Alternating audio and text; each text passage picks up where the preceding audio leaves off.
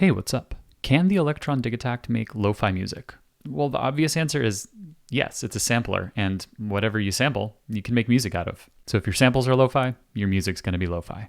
But I want to talk more about its ability to shape audio and contextually change the source of the samples that you put into it. So I'm going to play you a beat that I would consider lo-fi, and then we're going to take another beat that is a little more crisp and clear and try to muddy things up a little bit. Again, try not to think of lo-fi as a genre, like lo-fi hip-hop as you might so commonly see with hardware music producers. I really want you to think about the sound quality and the components that are going into the final recording, rather than elements of a genre. So let's take a quick listen.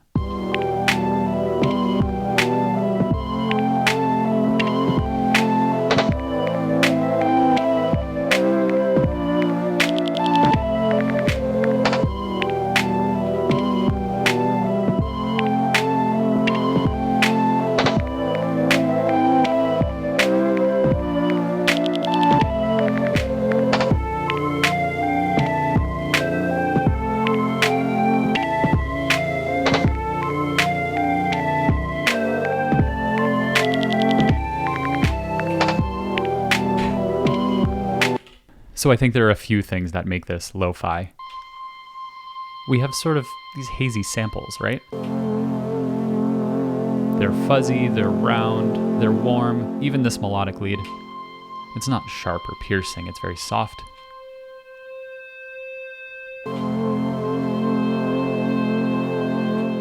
Kind of cinematic in a way, which is an interesting context for lo-fi pads and melodies and chords.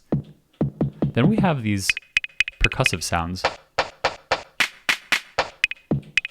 which are all kind of claps and hats and snares. But you can hear that the frequency range they occupy is pretty mellow, right? There's nothing sharp, there's nothing sort of jumping out at you. The way it's mixed in the context of the song allows you to hear everything clearly, but the elements themselves are pretty mellow. And same with our kick. It's a little muted, a little dusty, and I'm trying to use words as descriptively as I can without being pretentious, but I do think that creative descriptive words do have a place in describing the sound of sounds, in the same way that you might describe food as fluffy or silky. You can describe a chord sound as hazy. For what it's worth, most of these samples come from Blank Form's Tape Haze 3 sample pack. So let's move on to a beat that I created a little more recently that I think is a little more hi-fi sounding. I wouldn't call it the most crisp, clean, clear production ever, but you'll see what I mean. And we're going to talk about it a little bit and then try to make it more lo-fi and cover some methods that you can apply to some of your music to do just that.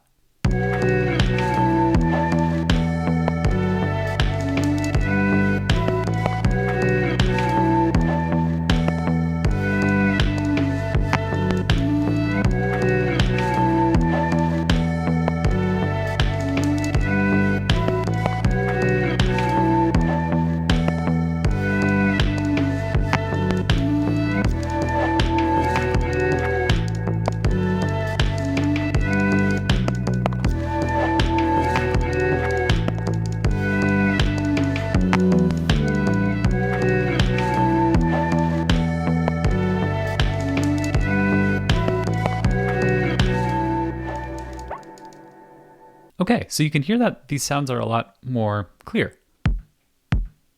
We have a pretty crisp kick with a lot more high end mixed in compared to our other sample. This sample's a little noisy and I think has a place in the lo-fi context of this beat. But then we have these kind of smacky snare sounds, these rim shot-like sounds that again contain a lot more high frequencies. And this echoey hi-hat sound. Again, there's some noise in these samples, but they're a lot more present and clean. I think that's something that's good to think about in lo-fi music, is there's not as much presence. And when I say that, I mean like high end and high mids. This bass sample is really clean. And this verbed out sample is also pretty clear, as is this chord sample. These are very ambient in the context that there's a lot of reverb in there, spacey, but they're still pretty clean and come through in the mix. And the point of lo-fi music isn't for it to be muddy, it's for it to feel a little bit muted and more cohesive. At least that's my approach. So let's talk about how we can do that with some of these samples. So let's start with this sample here. I'm gonna mute everything else and just let it play through. And we're gonna adjust some of the sounds. The first place I'm gonna go is the filter. And the Digitakt has a feature where you can adjust the width and the base of the filter. So what I wanna do is cut some of that a little bit. And then go back here and reduce the fact that I've highlighted that frequency just a little bit. Another thing we can do is turn up the bit rate. You can see where that gets you at pretty extreme settings. But we'll pull it back a little bit. So there's just kind of this sandy vibe behind everything. Another thing that's really common in lo-fi music is saturation and clipping. So I want to turn up the overdrive with this sample and reduce the volume a little bit. And let's go back to the filter, because our ears are kind of getting used to the brighter aspects of this.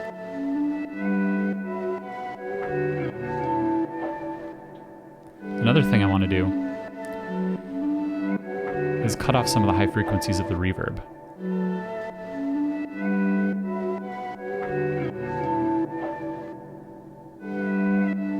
So let's compare that to the sample that we have here. Hear how bright that is?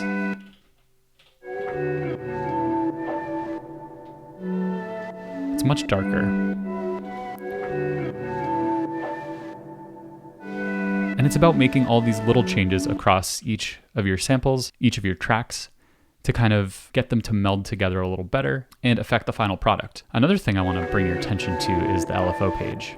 And we have an LFO assigned to the sample tune, very slightly. And I want to make that pitch modulation a little more intense, but I want to reduce the speed at which it happens, turning the multiplier from 16 to 8, to give things a bit more of a warbly sound. And that instability is definitely characteristic of something I would call lo-fi. Let's listen to that in the context of the rest of the beat.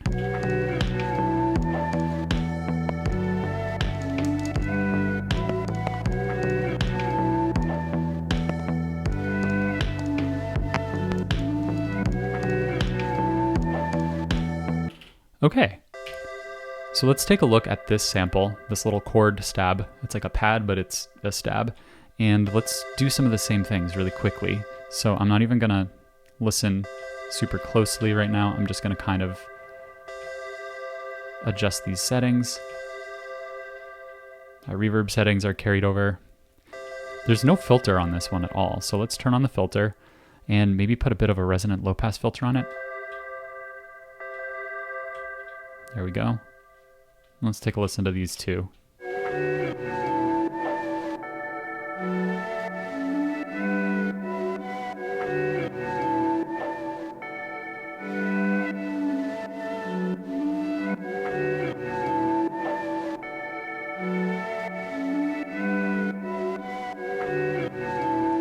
And we can also put an LFO on the pitch, very slightly.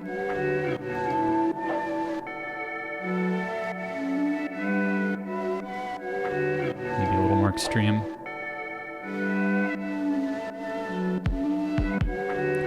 Let's play with the kick now. Again, we're just gonna saturate it, turn the volume down, cut the filter, make things a little bit warmer, and add some noise. Take a listen to this. How adjusting and turning up that bit reduction gives us a cool artifact on the kick. Let's be subtle about it though. And then we can listen with some of our other elements. It might seem repetitive or silly to just keep doing the same things to all of our elements. You can use the track, hold track, and then turn a knob to control all of the parameters of any given track at the same time. But I like having this finer control over it. Let's let some of that lower content in, that lower frequency content, by rolling back the high pass filter a little bit. See how kind of noisy that's getting? Sounds a little bit richer and fuller and less thin, comparing it to this.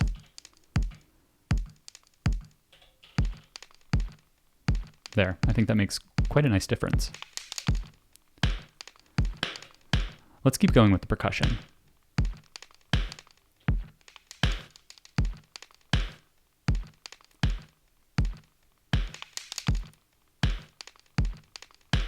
Seeing what we can get away with in terms of driving that snare sound.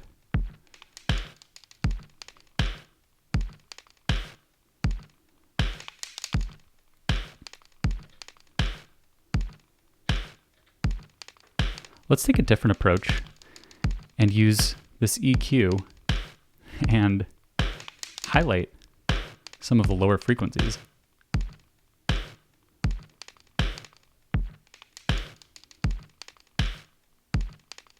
See what happens when we scoop. Very bright and clean. And here, this is kind of a little bit hairier. I'm not claiming that any of these production techniques are proper by any means, but right now it's getting me the sound that I want. I think this sound is pretty lo-fi already, and I don't think I'm going to do much with it.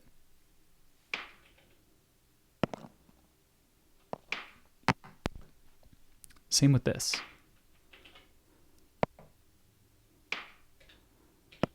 What I might do is add some delay. Just a little bit, a little reverb to fill up some of that space. And I might, again, bring up the bit reduction to add some noise and grit to the empty space that occurs right after those transients. So let's listen to this all the way through.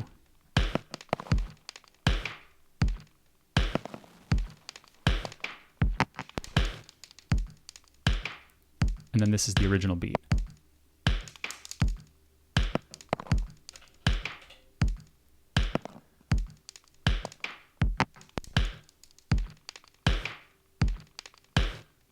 I hope you can hear all the subtle differences that we've put together that have made that just feel a little bit more warm, a little bit more cohesive in terms of the frequency spectrum.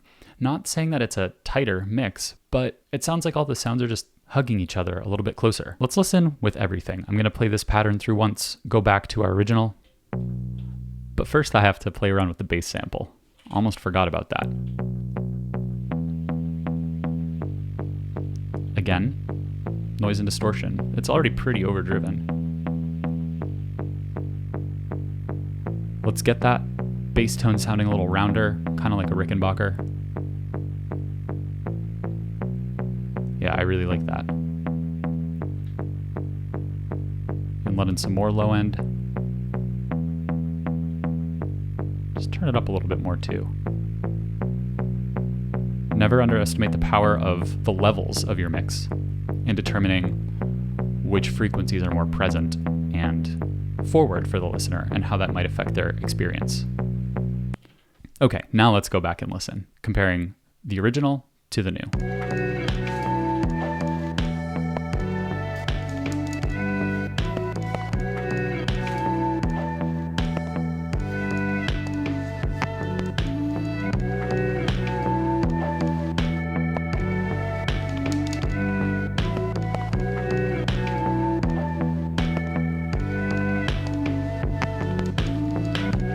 Something that's still standing out to me is this snare. I want it to distort even more.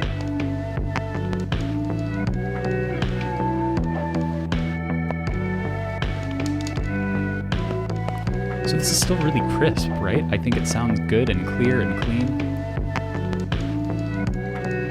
But compared to this original pattern, again, it just sounds a little more full, a little woollier, a little bit richer.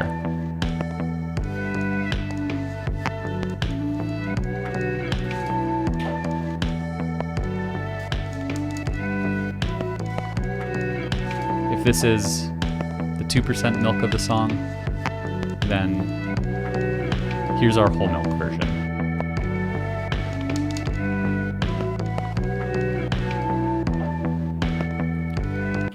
I hope some of those tips are helpful for you. If you enjoyed this video and learned something and want to support the channel, head over to my Patreon. It's patreon.com/slowhaste, and I have a bunch of different tiers there where you can get some free music. I have lessons that I give on the Digitakt, Digatone, other Elektron devices, modular, and OP1. If you want to drop a line and say hello, head over to my Instagram. It's just @slowhaste. I want to thank you so much for stopping by, and hope you have a great day.